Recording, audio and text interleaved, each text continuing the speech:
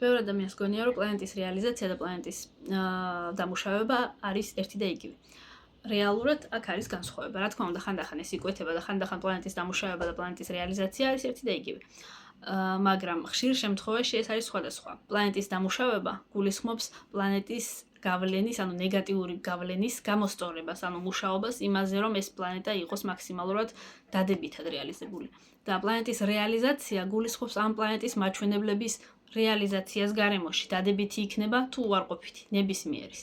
ამაში არის განსხვავება. ხანდახან ეს ემთხვევა ერთმანეთს. მაგალითად, როდესაც საქმე გვაქვს ვენერასთან, სიტყვაზე ვენერას დამუშავება შეიძლება იყოს თუნდაც ლამაზი ტანსაცმლის ტარებით, მაკიაჟის ხშირი გამოყენებით, საკუთარი თავის მოვლით, ფიზიკურობაზე დიდი ყურადღების გამახვილებით.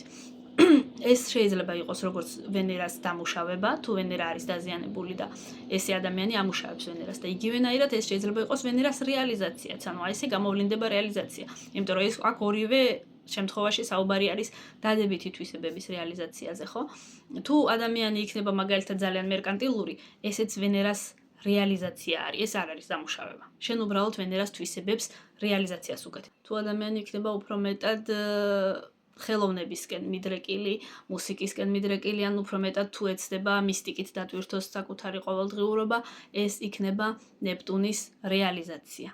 მაგრამ ეს არის შეიძლება არ იყოს დამუშავება. იმიტომ რომ ნეპტუნის დამუშავება გულისხმობს ნეპტუნის ნეგატიური თვისებების გამოყოფას და ანუ მაქსიმალურად რომ ეს ნეგატიური თვისებები არ რეალიზდეს ცხოვრებაში. ანუ ნეპტუნის დამუშავების ერთ-ერთი მიზანი არის ნეპტუნის აი ეს ილუზიების და გაუგებრობების აღმოფხვრა ყოველდღიურობაში. თუ შენ განვითარდები მხოლოდ მისტიკის მიმართულებით, შენ აი ამ ნეგატიურ ტყუილების და გაუგებრობების მომენტს არ ამუშავებ. ამ შემთხვევაში ეს იქნება ნეპტუნის რეალიზაცია. ეს არ იქნება დამუშავება.